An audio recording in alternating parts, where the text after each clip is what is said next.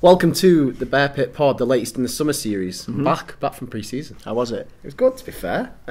I did only go the one game in Switzerland. Yeah. But it was good. Looked alright. It was a good atmosphere. laugh. It was about 150, 200 Stokies. It's a good effort. It was a good effort. And the Speedo fellow was there, wasn't he, as well? What's his fella. name? Tyrone. Tyrone. Yeah. Is he going to keep it up all season? Or is that just like a little thing? He actually pulled it out. He pulled it out in pre-season, so yeah. I'm not too sure. I'd say leave it. To do it all season. You don't want to get too far into that commitment. No. Because you'll regret it. You'll be constantly doing it. Like Harry Potter. You turn into, there's that guy, Speedo Mick, who does actually go into Speedos all season, but that's for charity. Okay. At Everton. Right, okay. Everton fan. There is going to be a big announcement at the end of the podcast. We're not going to give it away now. We're going to make you suffer and listen to the whole thing first. Drag them through it, yeah. Drag the you goods through. at the end. Yeah, and then we'll announce it at the end. Do go and leave us a 5-star review if you haven't already. It always helps. And also you can win a signed shirt that will be is signed by Berahino, Delap, and maybe some more.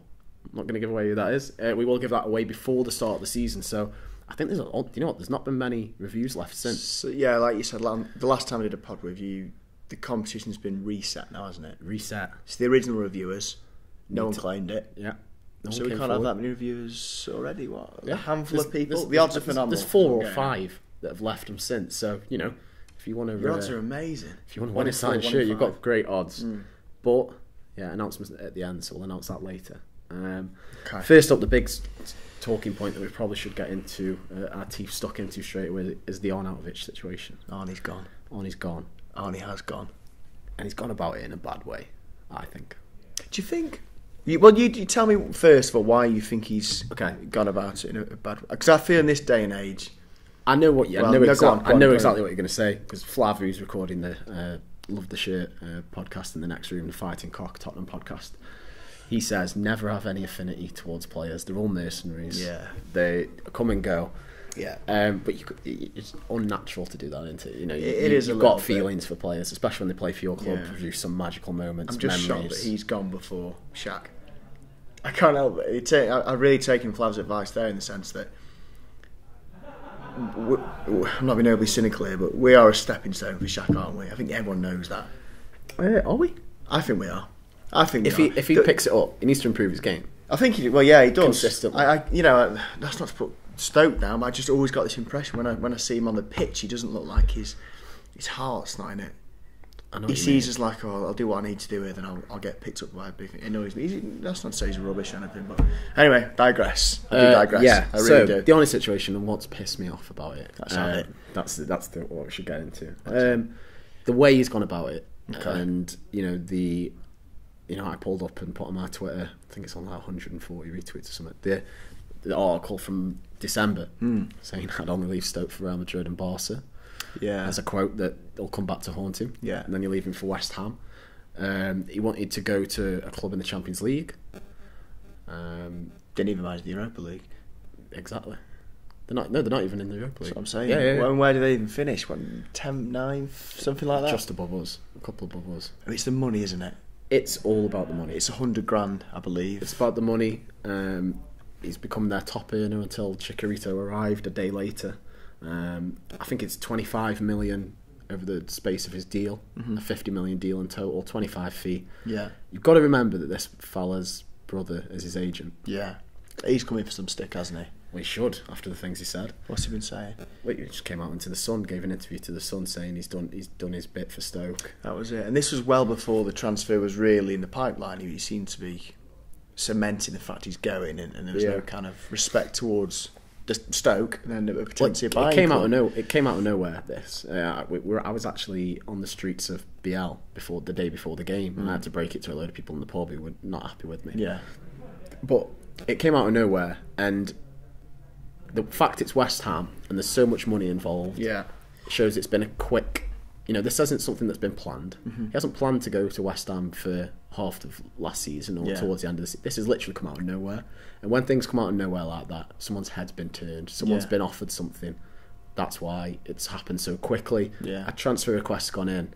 Tony Scholes has come out and done a video today saying they weren't expecting it. It's literally come out of nowhere. Yeah. And when something like that happens, it's for money. Yeah. It's for a reason like that.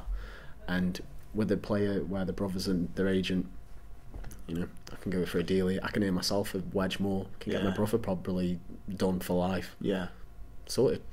I mean, it's and I've got literally no problem with, you know, the people put a valid argument. I agree. Who would turn down the chance to double the wage for their job? Who would? That's it. I always come from this point of view. I'm gutted on he's left now, and I'm raging he's gone to West Ham. Are a big club. I'm not going to deny that. I'm not saying they're tiny. They are a big club, but the current standings of English football, they've got no more chance of getting anywhere than Stoke had. Really, I mean, yeah, they spent a bit with cash. It's a sideways step. It is, yeah, in theoretical terms. Yeah. If you're being kind to Arnie, it's a slightly a bit of a forward one, slightly, a mini step forward, but that's being kind. Ultimately, it's a sideways step. But yeah, I always consider that. I mean, hand on heart, would we do that? This is the thing. If someone came for me and said I'll double it. So if someone says to me, you can go and do the exact job you're doing now elsewhere, double your money. Yeah. Yes. But would I go about it the way he has? Exactly. No. It's coming out in the press and the Real Madrid coming out in that thing. The fucking the Instagram Snapchat story that he sent with the fingers up off to London. Yeah. I don't think those fingers are up to Stoke fans. I think it's just a pose. But still, to do that before it's all been done, you've said nothing to Stoke fans. You're on the way to West Ham. There's been no official message. Just a bit cuntish. It is a bit. Just keep your mouth shut. If you go and keep your mouth shut till it's done. Yeah, I do. Don't rub it in people's faces. I do agree. And I'm speaking out of hate here because he's hurt me. Has he hurt you? He's hurt me. You know, it's such a shame as well. I dyed my hair blonde for that bastard. You did. That was his fault. For that fashion choice, I blame him for that. But I think the annoying thing for Arnie is it was only this time last year that Everton were on the verge of getting him. Yeah. He signed a contract. I think I tweeted. Everton would have been a forward step. Your hands up to a point, you know. And I remember tweeting at the time and saying to mates and stuff, when he signed the new contract with Stoke, he can really cement himself as a legend now. He's taken the first step to being an absolute Stoke legend, because I really thought we'd have him now until in his 30s and who knows beyond, and it's just crumbled, hasn't it? His status as a Stoke potential legend, and he has been one of our better players since he's been in the Prem. He's crumbled now. He's gone. It has. It's tarnished his reputation at Stoke. Yeah. You'll never get that back now. Obviously, maybe in a year or so, or maybe in 5-10 years, you'll look back and think he did some brilliant things for Stoke. He did. And there's no denying that. But the majority of Stoke fans are going to frigging, when he gets back to the Bet365, it is not going to be pleasant. It is not going to be pleasant. There's no plan to do like a little... There'll be no applause. There'll be no applause. You're not going to do well in videos. I'm not doing a Glenn Whelan leaving video. What I'm going to do is, Al, briefly, I'm going to spin this White's head a little bit now. Yeah. And this isn't me being optimistic for the sake of it. It really isn't. I've thought about this deal a lot. I thought about his age, his general performance for Stoke. I'm quite happy with the money and the deal that's occurred. I think we've got a good deal. I really do. He's 28 years old. He's 28 years old. I'm going to really drag out to make it sound bad. He's 29 at the end of the year. Yeah. Basically, he's 30. Okay, now, don't get into he's that. He's basically in his mid-30s, isn't he? Right. Yeah, you know, so he's 28, nearly 29. He's basically mid-30s. I'm 27.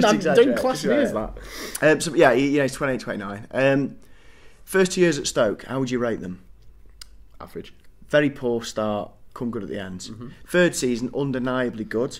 Yeah, brilliant. Undeniably. Fourth season, a bit underwhelming considering his third season. Yeah. So out of 4 seasons, I think we had 1 excellent, 1 good, 2, I'd say poor to average.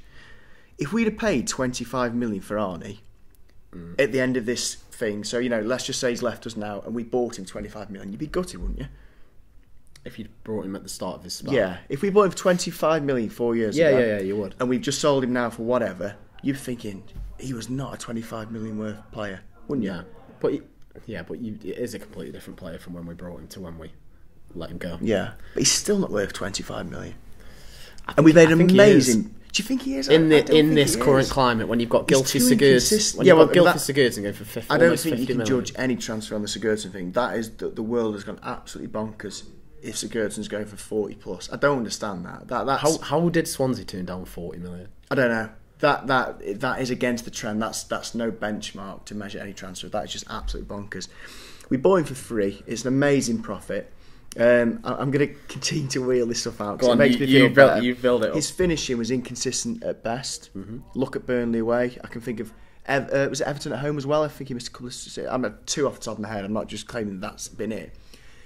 His finishing's inconsistent. He doesn't track back. He's always got that little tantrum in his, which drives me up the wall. If he's not on it, his head's turned. I think on his day, he definitely is Champions League quality. But I think you're looking at 1 at 5 for one of them days for him to pull it out of the bag. Yeah. Now, I'm not, piling this on because he's gone and I'm just trying to make myself feel better. This is something I truly thought, and I think to get 25 million for a player that's quite inconsistent, who's 28, I think it's good. If we can reinvest it properly, I think we may have won. On that note, between us and West Ham, on that note about reinvesting it properly. You're not going to drag it off, are you? No. Tony Scholes said earlier today that he vows to reinvest every single penny made from transfer sales this summer. We have got a little kitty, haven't we? We should have a fucking kitty anyway. We're in the Premier League. Make an absolute fortune. I read somewhere that Mark Hughes had 10 million to spend at the start of the window. 10 million? 10 million. It's nothing. Well, that's a sign of Coates wanting to test Hughes this season with the money because he doesn't trust him to go far, does he? Well, I'm not sure anyone trusts Hughes with money at the moment, so it'll be interesting to see who he buys. On that note, I did have it for later on in the pod, but on that note, breaking news as we came on to doing the podcast, Phil Bardsley, another departure, 2 million to Burnley. Yeah. Worrying. It is worrying. A lot of people are going and we've got no sign of anyone coming in. Worryingly. And I'd have kept Bardsley and let Johnson go. I would have done. I mean, it's never as simple as that because we don't know the reality of the situation. Maybe we're trying to do that, but no one came in and whatever. But the biggest worry for me is, and I might get slated for this. I will get slated for this, and I appreciate this sounds daft, but if we do end up in a bit of a relegation scrap this season, which I don't think's beyond the realms of possibilities, I'd rather have a combination of Bardsley, Whelan, and Walters than one Arnie. Because when the shit is, when the going gets tough, they're the sort of players you want. And we just seem to be losing from all over the squad. I'm really, really worried. Because if our form continues this season, how it ended last season, I don't know where we're going to bat off these points. Do you? No, it is worrying. I would have got rid of, again, it doesn't work like this, I would have got rid of Juve all day before John Walters. I appreciate it's not as easy as that. I do appreciate that, but I would have kept Walters. I would have done. It'd have been nice to see someone come in immediately after Walters to justify that sale, but I'm worried. We're losing. The thing that gets me is when people usually come to this sort of business, when you're selling people. Yeah. You see someone immediately come in, or you see a ready replacement, or the majority of clubs have got a replacement in. You look at the people who've done big deals like Lukaku, etc. Mm-hmm. All their players they'd already spent that money, and then they sold them. Yeah, we're going about it the opposite way. We're getting rid of players, and when clubs can see we're desperate to sign someone, surely they can put the prices up. Of course, it's not a great negotiating tactic. Yeah, of course, they know what positions we've lost. They know what they can kind of take the mick out of a little bit in terms of requesting a fee. It's just who's got heart in our team when our back's against the wall. Who do you want to call upon? Dean Whitehead. Leading the Premier League. Ryan Shawcross, obviously on the old guard. Charlie Adam gets stuck in a bit. I just really worry. I don't know what we've got left if the shit does hit the fan this season in terms of passion. Fletcher was a great signing. I'm very, very happy with Fletcher because we need someone like that. Yeah, that was a like for like for me, Glenn and Darren. It was. I mean, I'm not saying that because I'll get a stick. I'm not saying Walters, Whelan, Bardsley are superstars with the most amazing technique and stuff. That's not my point. My point is they had passion and heart, and I think Hughes stumbled across combining flair and passion in the first two seasons. That's why it worked so well. But he's continued to kind of lose these sort of players. I don't know. I'm a little bit worried. Because more than anything, it's the philosophy of players he's selling. He's missing the point for me slightly. Not necessarily the players, just the philosophy and the characters he is getting rid of. I just think it's quite worrying. There's no doubt they are big characters in the dressing room. Yeah. John Walters especially. I know how much he contributed to that, the morale. Charlie Adam was quite vocal about he was. that. Arnautovic, I think, is probably the opposite. I think that might take the pressure off some other players who probably feared him. He was quite an intimidating character, wasn't he? And then Glenn, and also Phil Bardsley were similar group to Whelan Walters, and they probably will be missed. But again, if we have got people planned to come in, then I guess we can hold up and wait and see who they are, depending on the status of them. But yeah, I know what you're saying about, say, there's rumours of Van der Veel for right back. Yeah. So you get Van der Veel. So you get Valon Berisha, who's been rumoured as a left winger replacement for Arnie. I don't think he'll come, but I don't think it's a solid link. So you get him. So you get another foreign central midfielder. I know what you're saying. There isn't that sort of connection in the dressing room anymore with all the foreign imports. Yeah. You do probably sometimes need a good, solid UK base. You do. And again, as we've left this quite late, we're now 25 days into pre-season since the transfer window opened. Yeah. And these players have got to come in at the back end of pre-season. We've only got 5 games left. 3 weeks until the start of the season. Yeah, it's not a lot of time to bed them in. There's not at all. It happens every single summer, and it really, really isn't. And especially in the sense that if they are coming from different countries, different languages, different leagues, you need all the time you can to bed these players in. I mean, we've seen what happened with Mbula. Yeah, exactly. So what have we got? 3 weeks, 21 days, 3 weeks ish. 3 weeks. The championship starts next weekend, so the week after that. Yeah, man, it's a tad worrying. I hope I'm completely wrong, but we need to get signing now. I don't like to panic, but we need to start moving quickly. We do. Delph, if they're asking for 3 million, give them another 3 million. I agree with that. If the Delph Bruno should have been fucking done ages ago. Yeah, it should have been done when we had the option, and now he's. But then now at the minute he's in Mexico. Is Zuma's? Is that a signing that's kind of conceded? We're not getting Indy. I don't know. There's still some reports that there's still in the, there's still some reports that there's still in the chase. Because weirdly, if you do get Indy now, who plays centre back? Well, is he going to play 3 centre backs again? Oh, I don't know. What's he been doing the pre-season friendlies? Back 4. Back 4. In the last one anyway, Eamons. I can't help but think Zuma's our kind of backup plan to the Indy situation. Yeah, I can't help but think that. Could be. Never know. Pre-season thoughts. Obviously, we've played 4 games so far. There's been a better prep than usual, do you think? It seems a bit more mixed in terms of we're all over the place, aren't we? So we played, 2 all over the place. 2 in Switzerland, won the UN Cup. Probably the highlight of my life, that was. Yeah, I'm waiting for the Open Top Buzz Parade. Yeah. Lost to Monaco 4-2, but it's Monaco. It is Monaco. Champions League semi-finalists. I do know, I believe Wolfsheim came on in it. The score quickly escalated for Monaco. Just put that out there. I can't put that down to Phil. I'm a little And then we beat Eamons 1-0. Mighty Eamons. I think we did. We did, didn't we? Juice scored, didn't he? Yes. That's right, yeah. Mamadou did score. Mamadou's been scoring a bit in pre-season. He has. I've been a little bit critical of Dufy on this podcast. There we go. Stoke City official. Defender Phil Bardsley has agreed to join rivals. Claret and blue again. Interesting. Everyone we've lost is claret and blue. Just need to go Scunthorpe now, don't they? So that's one Scunthorpe. So yeah, Dufy. I still don't know where he stands because he's not going to start up front, is he? He's got to be better, That's who we've got to push for and make play there. I just don't know where. Maybe right back.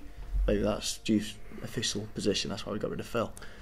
Maybe Mamadou right back, starting week in week out in the Premier League. That would be an absolute. Because I think if Dufy did start every game up front, I reckon he would kind of fumble his way to 10 to 12 goals, league goals, without necessarily contributing too much to the overall makeup of the play and stuff. I do think he'd kind of. If he could finish the easy chances, he'd be a 20-goal a season striker. It's when he's got to think about it. Yeah, that kind of ruins it. I mean, it pretty much summed it up in the friendly against. It might have been Monaco. Yeah, he scored the most difficult chance, and then he had one where the ball fell to him 6-yard box, just him and the keeper in at the post. It's like that pretty much sums him up. That's what Dufy does. Pretty much sums him up. That's Mamadou in a nutshell. Yeah, it's absolute nutshell. But we've still got to come. Sheffield United we're playing them in about that's tonight, an hour. Yeah. Bolton, Crew, which I think is set to be like the kids. Okay. Then it's St. Pauli and Leipzig. And then Everton. I'm really worried about Everton as well. The way they're spending silly money, I don't know. Interesting to see what Everton will do this season. I don't know. What do you think, Al? What do you think? Are you confident? I'm very worried for that first game. That first game, I'm worried. Well, for the start, I was going to say that, but then at home we'll be sound, but it's Arsenal. Yeah. And we saw what happened last time we played Arsenal. I do worry this season could start exactly like last season did, with a load of 4-0 defeats and knocking the stuff in our momentum out of the squad. We've said many times on this podcast, if Mark Hughes has a Mark Hughes start, he won't be there by... Yeah, I agree. I think late September, if we're in the bottom 4 or 5, I think Hughes might go. There'd be too much pressure. Yeah. Too much pressure from fans. There's a lot already calling for his head. And this another thing, if Peter Coates and Tony Scholes wanted, everyone to get behind Mark Hughes, you think they'd do that by having a positive transfer window? And it's not been. Like Darren Fletcher on a free, Josh Tillman free. Kurt Zuma in loan has definitely picked it up, but then all these people that we've lost, it's not exactly inspiring. No. It's not inspiring, is it, by any means? There should be money there now. We've got the best part of 30 million, which we've kind of recuperated. I mean, not even what we've recouped. We're a Premier League club turning over a massive amount of money with an owner of a business that makes billions. Well, that just says it all, doesn't it? It just shows you the complete lack of faith they've got in Hughes and what maybe it is. Forward. Maybe it is. But with those games left to come, so you've got Sheffield United, Bolton, Crew we won't count because it'll be the kids, St. Pauli, Leipzig. I think that's a better test than last pre-season. The amount of games and the stature of the games, Monaco, Leipzig, second in the Bundesliga last year. You know what? I'm going to be all miserable again. But I so struggle with pre-season friendlies. I never draw any conclusions from them. I can't. We could get battered every game. I mean, do you ever come away thinking we've had a bad pre-season, or assuming we're gonna? I don't know. I just find them so difficult to judge. I never take them. Well, last season we were losing 3-0 to Burton, so I feel like it's an improvement on that. They had a good season, didn't they? They did. They had a great squad last year. Just had some nice images through of Sam as well. Look at that. Sam with Bojan and... mascot, isn't he, tonight? Yeah. Yeah, so it's little Sam, for those of you who don't know. He's planning on being our reporter for the under-23s games. Is he? Yeah, because they're at Burton at St George's Park. So he lives quite close there, so he's going to be a little reporter. That's good. He interviewed did a great interview. Didn't he? He's taking our jobs, Craig. Yeah. He'll be on this. He'll be running this podcast soon. He will be, won't he? Let's go to some questions anyway. I feel like we've put as much of a dampener on this podcast as we can. Let's go to some other people. Let's go and pick out some other people. Right. I feel like we should end with a positive little section of this. Matt Millwood, butter on bacon sandwiches, yes or no? Yes. Yeah, definitely. It doesn't work. 100%. Yeah. There's obviously a lot of people are asking about Oxlade-Chamberlain after a story broke today. Sun 25 million. Yeah. It's from the Sun. Stoke Loud and Proud wrote it for them, working with the Sun. I'm not a great fan of that establishment. Fan page. I meant the Sun. I meant the Sun. But yeah, they shouldn't be working with them. I mean, the Oxlade thing, that's got to be rubbish. You'd think so. I don't think when he was rumoured going to Liverpool and Chelsea. I don't think he's working any time. Yeah, let's move on. Even though almost every comment is asking, what about Oxlade-Chamberlain? Melv Jennings says, with Boards going, who do we play right back? Johnson, Edwards, or bring someone in? I'd say bring someone in 100%. I can't trust Edwards just yet. I'd like to see him get some games. There has to be Johnson originally, but yeah, I think we need to focus a little bit in that transfer department, that market. Right back. Josh Salou should be given another chance to prove himself. Agree or disagree from Lee Spooner? I agree, but it needs to be in the right formation. It needs to be with two up front because it doesn't work otherwise. I don't think he works up front on his own. So we need him with someone. Yeah, I don't envisage that formation is going to be played. So it's kind of a yes or no answer to that. Yes, if we play the right formation, but if we're going to stick with one up front, he scored for the under-23s in the week. Yeah, the weekend. I don't know what that means in the context. Sorry, Al. It's friendlies. I what does it mean? I struggle to gauge any sort of like. Oh God, that means he's going to be away Chesterfield, on Tuesday night. I don't know what that means. Martin Lear asks, "What the fuck's going on?" What is that? No, that's it. That's it. Yeah. Fair question. Assuming you're about Stoke, we don't know, mate. We haven't got a clue. Clueless as me. I don't have a clue. What would you do with the funds this summer? So the funds, left winger, centre midfielder, striker, right back, another central defender. Half the team. Half the squad. I generally agree with that, yeah. I think if we had to put money into one position, I think another... That's the problem, isn't it? We've got that many centre midfield. defensive midfielders. I don't know who's going to play. I want to say another one, but we've got loads of them, haven't we? Mbula's still there, Darren Fletcher, Jeff Cameron, Joe Allen. I've seen Bojan a bit further forwards. Afly injured. Afly's injured, going to come back. Charlie Adam, I don't know. It's weird. We've kind of got too much in that position, but not enough quality. God knows. I don't know. I really don't know. James Cartwright says, I've never known Stoke to sell so many players, especially our backbone players. I feel turbulent times ahead. I hope I'm wrong. On that point, James Cartwright, we have actually got the highest squad churn in the Premier League, which is like 68%. God knows what it'll drop to now. Boss has gone. How's the churn? Squad churn. So people that were there last year are not there now. So we're missing like key figures from last season. And we've got the highest of that. I think that's a good. Out of all the Premier League. That's worrying, isn't it? It's a good point. James Cartwright. Yeah. It is worrying. I mean, when I looked at that squad churn graph, I did think we're missing a few key men there. When you think about Bruno, John, Glenn, they were sort of a backbone of the side. Yeah, they were. God. These aren't people that were occasionally on the bench a lot. John maybe, but Whelan and Indy, Bardsley, they were there a lot. Arnie. Yeah. Difficult. Zach Deakin says we're still a number of players short of a competitive squad. With the PL starting soon, is there any cause for optimism? Anything we can get optimistic about? I'm excited. We need an optimistic. Okay, I'm going to give one, which is rare for me. I'm excited to see Sobby step in for Arnie. Exactly what came. And that's, I was going to mention that with the Arnie, it's not all bad news thing. I think Sobby, I think he when he played, he was generally better than Arnie last year. Arguably. I think he generally was. So I think if he comes and shows that sort of form, we're winning again. I think Darren Fletcher's a good signing. Butland's back. Properly. Back, full season. That is ahead of a World Cup. Yeah, of course. He's going to be doing his best to get that number one shirt. Yeah, that's a good one. I think Zuma's a good signing. Berahino scored in a friendly, so he's broken that duck, kind of, not officially. Yeah, Berahino's off the mark. That is a good. You know what? We've got Butland back, who's on his way to be one of the best keeper in the league. We've got Berahino. We know what he has done, what he can do. If he does do it, we will see the true worth of that signing. And it'll be worth a lot more than was it 13 million we paid for him? A lot more. If we can revive that potential, I think you're looking at today's market, a 30 million player. Big if. But if we can revive that, potential's a really good striker there. Potential's there. Yeah. No doubt. Bojan's back.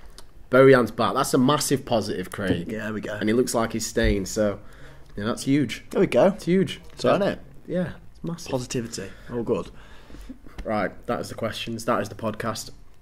We have got an announcement, of course. Mm-hmm. Do you want to tell them or shall I?